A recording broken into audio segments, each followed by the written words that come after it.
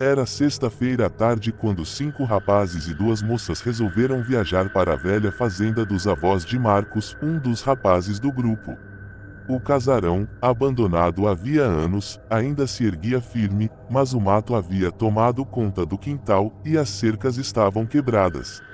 Para eles, era apenas um lugar perfeito para acampar, longe da cidade, onde poderiam rir, cantar e contar histórias sem ninguém para reclamar.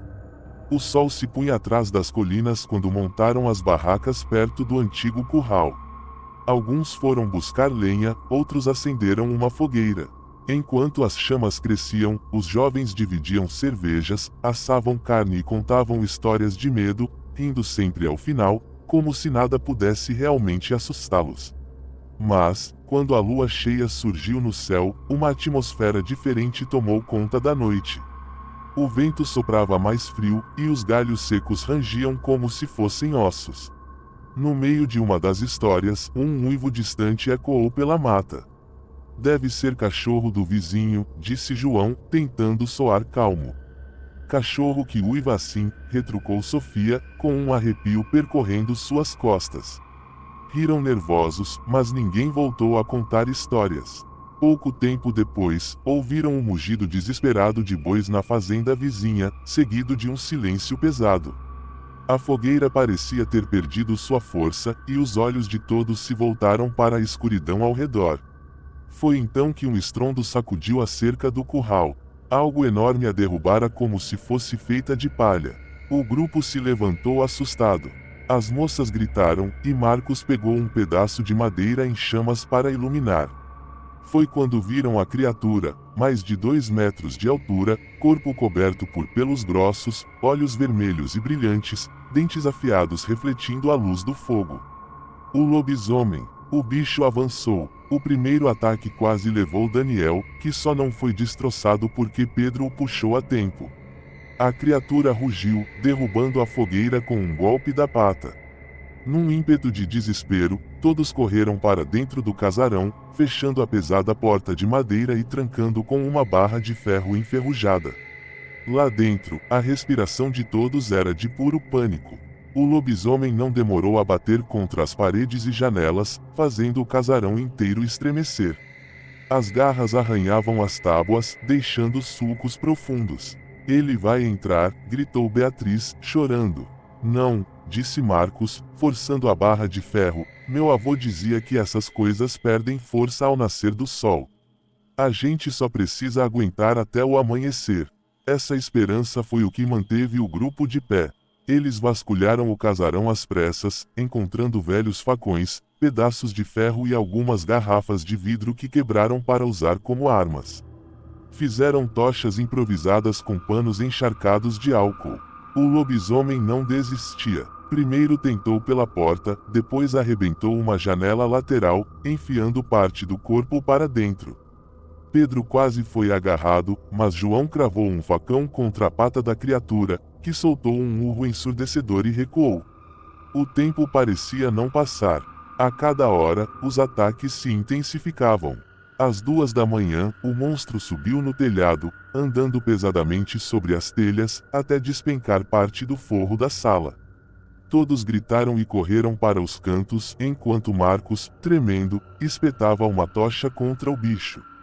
O fogo fez recuar de novo, mas não por muito tempo.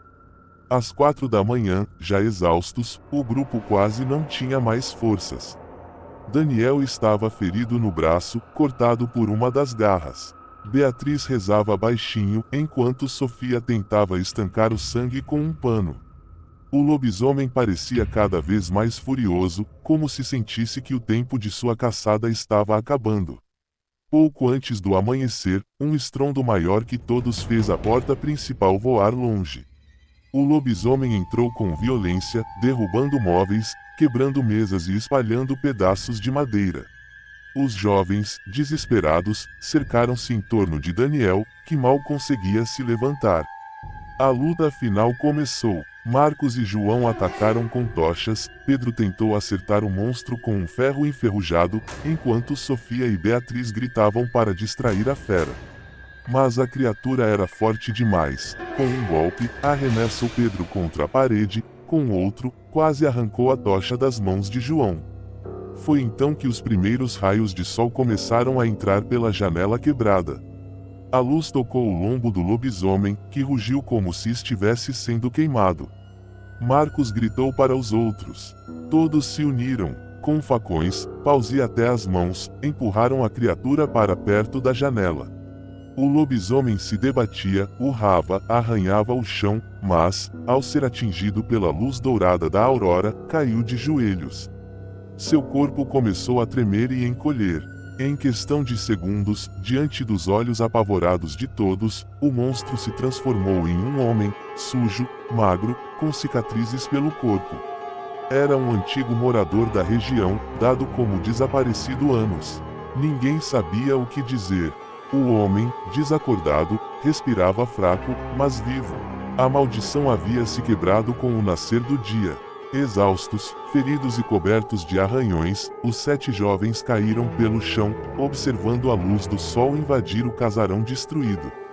Tinham sobrevivido à noite mais longa de suas vidas. A fazenda nunca mais seria vista como um lugar de descanso, mas sim como o cenário de uma batalha contra algo que só existia nas lendas. E todos juraram, em silêncio, que jamais voltariam a falar do que realmente aconteceu naquela noite. Segundo a história, o lobisomem dos Montes Apalaches. Era outono nos Montes Apalaches, Estados Unidos. O vento frio descia das encostas, trazendo consigo o cheiro de folhas secas e de madeira úmida. Jonathan Reed, um caminhante experiente, havia decidido passar 2 dias explorando trilhas pouco conhecidas. Queria silêncio, apenas o som dos pássaros e do riacho. Na primeira noite, montou acampamento ao lado de uma clareira, acendeu sua pequena fogueira e se acomodou. O céu limpo deixava ver a lua cheia brilhando acima das árvores. Mas, pouco depois da meia-noite, o silêncio tomou conta. Nem grilos, nem corujas. Apenas um silêncio espesso, pesado, como se a floresta tivesse prendido a respiração. Foi então que ele ouviu. Au, um uivo longo, rouco, vindo das colinas.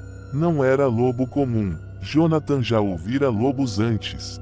Aquilo tinha um tom gutural, quase humano. O coração dele apertou nu. Um craque de galho estalando fez Jonathan se virar. 2 pontos amarelados brilhavam entre as árvores. O corpo que surgiu logo depois era maior do que qualquer animal da região, um lobisomem. Eretou-a sobre 2 pernas, músculos salientes sob a pelagem grossa, cabeça de lobo, presas salivando. Os olhos queimavam em fúria.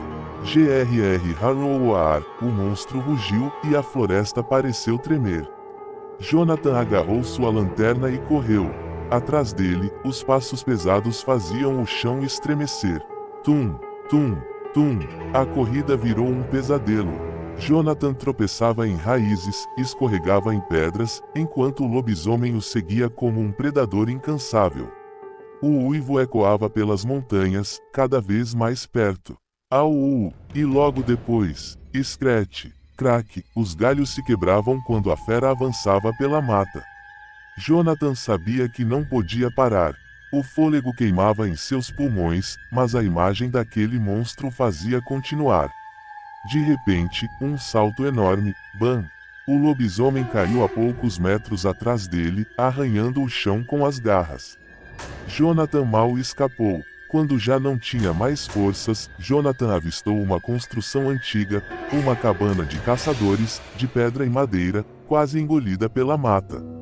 Com um último esforço, correu até lá, arrebentou a porta e entrou. Bam! Fechou-a com violência, apoiando o ombro.